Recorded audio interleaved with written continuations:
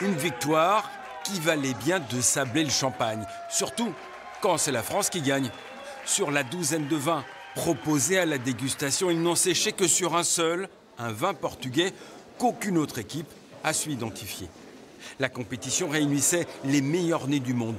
40 équipes, dont la France, au coude à coude avec la Chine jusqu'à la dernière minute. Mais avec dans son camp le Bordelais François Berthaud, double champion du monde de dégustation à l'aveugle.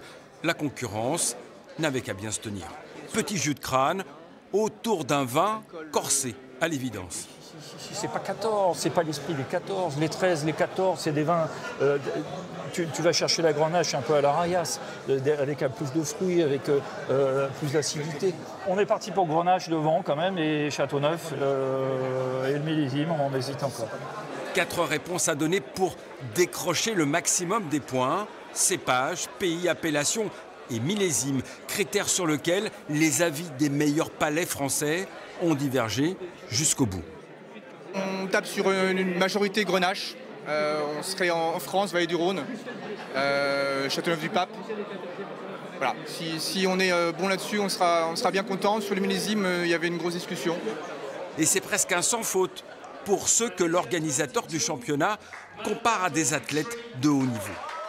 C'est véritablement, pour moi, c'est une discipline sportive. Il faut, quand vous goûtez un vin à l'aveugle, il faut d'abord le déterminer, ensuite le mémoriser. Et quand vous arrivez en compétition, quand vous commencez à sentir un vin, vous dites, celui-là, je l'ai dans ma mémoire olfactive. Vous sortez le tiroir et là, vous dites, ça y est, je pense l'avoir trouvé. C'est la 3e fois que la France est championne depuis que la compétition créée en 2013 existe. Une formidable occasion d'échanger avec la crème mondiale des amateurs de vin autour d'un verre, bien sûr.